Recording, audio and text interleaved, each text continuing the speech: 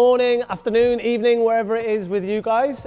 Welcome to TI22, my little detailing channel where I tell you about the cars that we are detailing and PPFing and making beautiful. Normally, that's what we do. Anyway, I put a little thing up on my Instagram over the weekend asking you guys if you wanted to know about the cars that we own as a business, or it's my business, so I own.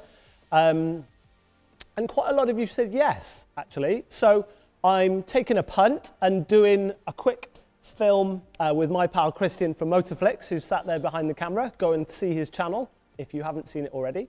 And we're just doing some stuff to let you know about this 944 Turbo, just in case you might be interested, because I think it's quite cool.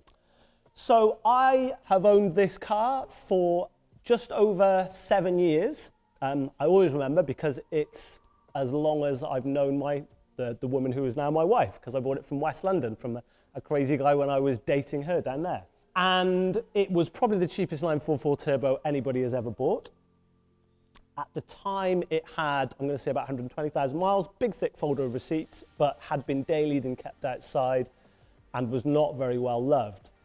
So I paid not a lot of money for it, romped back down the M4 in it, and pretty promptly got in touch with the guy I was using for paint at the time, and we pretty much stripped it back to bare metal. These have a big thing for rusting in the sills. We needed to cut a letterbox out of the sills. The rest of the car was pretty good. And then we painted it back in its original shade of, depending on how you read your German, garnet or granite red. So that was pretty much what we did. I'm in a club of guys where we like to go to the classic motoring events. So this car was sort of rushed back together for Le Mans Classic in, I think about 6 years ago. They do it every other year, so it was probably 7 years ago, because it was the one after I bought the car. So we drove straight to Le Mans Classic. If you've not been to Le Mans Classic, one of the cool things they do there is they do parade laps. So it's the only time the full Le Sarthe circuit is open apart from the normal Le Mans. And eligible cars, Porsches are one of the eligible cars, are allowed to do a parade lap around the full Le Sarthe circuit. So if you go, I think I've got some on this channel actually, some footage of me driving this around the full closed roads Le Mans track, which is pretty cool. And that's pretty much what we've done with it. It's been an educational thing for me as a detailing business owner to be able to advise you guys really on paint care, on repainting cars, how to look after repainted cars. It's really helped educate me a lot with those things. So it's a 30-year-old car. I had a fairly cheap paint job done on it. Obviously, I'm lucky in that I have a lot of the skills that we can refinish and sand flat the paint and remove a lot of those defects. Over the years, I covered it badly, so this is one of those things you learn. I covered it, and it was stored in a place that was not very dry.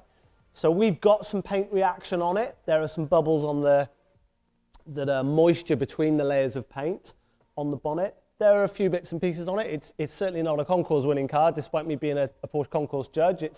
I'm more of a driver, so it does get driven. And that's pretty much what we've used it for. The car itself mechanically is fairly standard. It's got, I think, what people called back in the day a sort of stage 1 kit. So it's got a bit more boost. It's got a little bleed valve on it. And it's got an open element filter, so it makes nice whooshy turbo noises. Other than that, it is pretty standard. We've done stuff over the years to it, so we had it painted.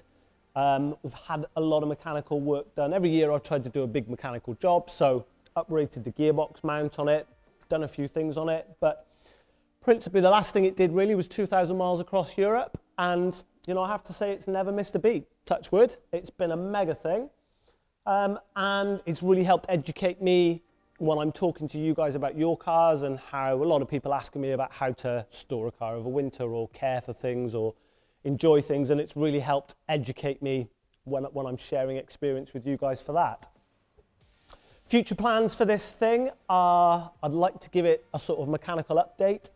The suspension is quite old, and it's a bit more GT car than sports car these days. And the thing that holds these back a lot, cars of this era, is the fuel injection system is quite basic. and it's very old now. So I would like to update all of that. Probably I will pull all that out. I've got another project car that has released a spare modern ECU. So we will put a modern ECU on this, which allows us to then run more modern injectors, a more modern air intake system, and just generally, a lot of the lag they were famous for having was actually due to the barn door airflow meter and that kind of thing that they had. So by throwing all that away, it will perform a lot more like a modern car. And there is still a lot of aftermarket for these in the US. Porsche, famously, one of the reasons I love Porsche so much is they have got nearly 6,000 parts on the shelf, 4944 still, so I can phone up a Porsche dealer and order anything from a tiny interior clip to major engine and suspension components. So that's great for keeping these things on the road. Porsche famously, I think 85% of all Porsches ever built are still on the road, and that's why. So yeah, I don't know if you want to know much more, drop something down in the comments or find me a message. This is a bit of an adventure for me. We've got a few project vehicles. My wife has a couple of project vehicles. Do you want to know about those and know what we're doing with those, or is this not something you're interested in? I suppose the viewing numbers and the likes and the shares and the comments that you guys leave will tell me that. So this is a bit of an adventure just to see if this is something you like. Do tell me as well if you like the production value a bit more in this film. My pal Christian, as I said, from Motorflix is here. He is far better at filming, producing and editing stuff than I am. Just lobbing my phone on a tripod for you guys. I polish cars for a living, I don't make films. Christian makes films for a living. So let me know if you prefer the production value in this and we'll try and get him to help us out on a few more bits and pieces if it's something you want to watch, guys. So we'll leave it there for you. Do hope you enjoy looking around it, and yeah, if you've got any more questions, do let me know. Thanks very much. See you on the next video, guys.